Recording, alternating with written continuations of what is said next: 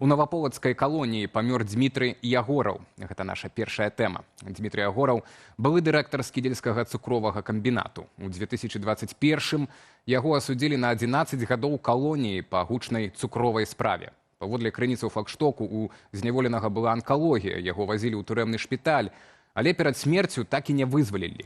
Чаму цяжкахворых людзей пакідаюць паміраць за кратамі? І ці здольная турэмная медыцына ў Беларусі ратаваць анкалагічных пацыентаў?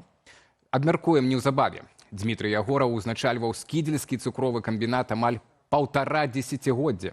Яго затрымалі ў 2020, а праз год прызналі вінаватым у атрыманні хабару ў асабліва буйным памеры. Справа тычылася кіраўнікоў беларускіх цукровых прадпрыемстваў і бізнес-схемаў вакол закупак, паставак і продажу прадукцыі. Фігуранты так званай цукровай справы атрымалі вялікія тэрміны да 13 гадоў калоніі, але цяпер галоўнае пытанне ўжо не пра прысуд, а пра тое, што адбываецца з чалавекам пасля яго. Крыніца флагштоку сцвярджае, Ягораў быў смяротна хворы, але застаўся ў калоніі, бо меў нявыплачаныя пазовы. Пры гэтым закон дазваляе вызваляць цяжкахворых асуджаных.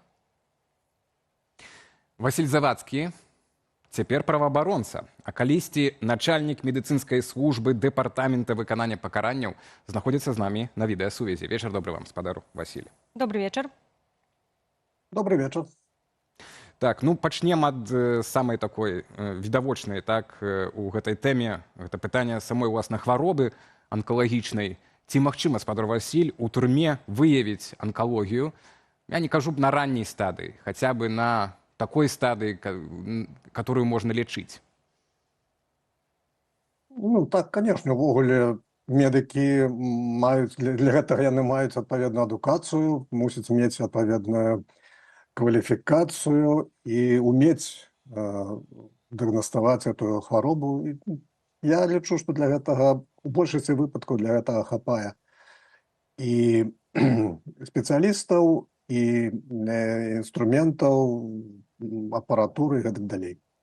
Так, тому што мы ведаем выпадкі, напрыклад, былы кандыдат на прэзідэнта Рыгор Костусеў, апазіцыйны палітык, кіраўнік партыі БНФ калісьці, таксама меў захворванне і аперацыя, дзякуй Богу, прайшла, ну, выйшаў, так, быў вызвалены ў выніку пасля.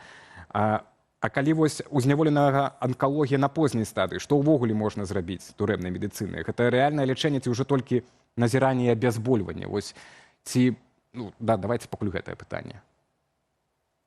Не, ну трэба сказаць яшчэ тое, што тут жа невядома, ці анкалогія была выяўлена, напрыклад, вось у гэтага чалавека ўжо ў зняволенні, ці можа ён хварэў да таго, як яго асудзілі, і гэта розныя падыходы.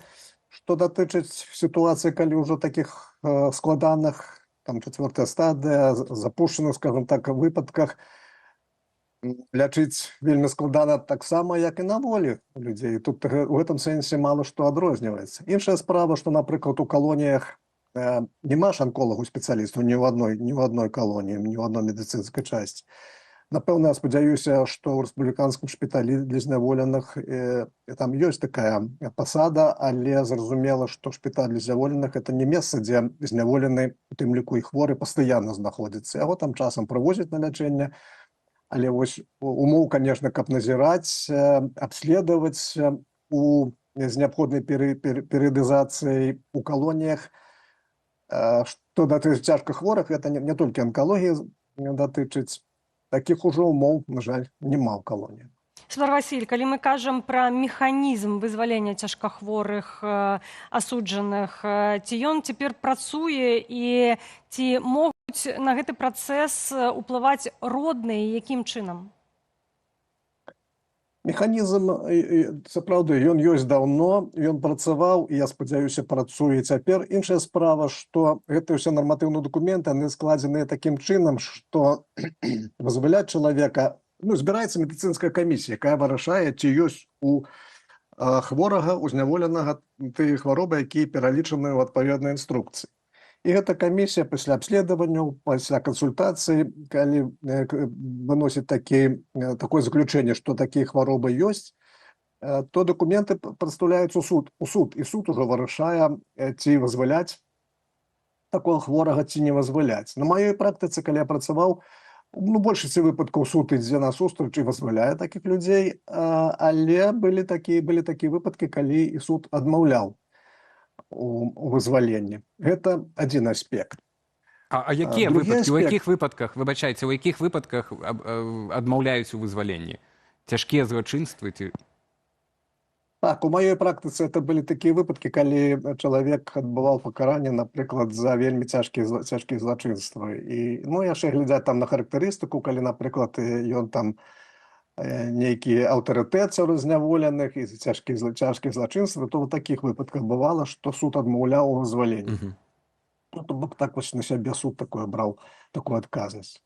Калі казаць зараз, ну, давайте успомнім літаральна колькі там, месяц-два назад, калі прагучала, што пытанне аб вызваленні аднаго зняволенага вырашалася там на вышэйшым узроўні.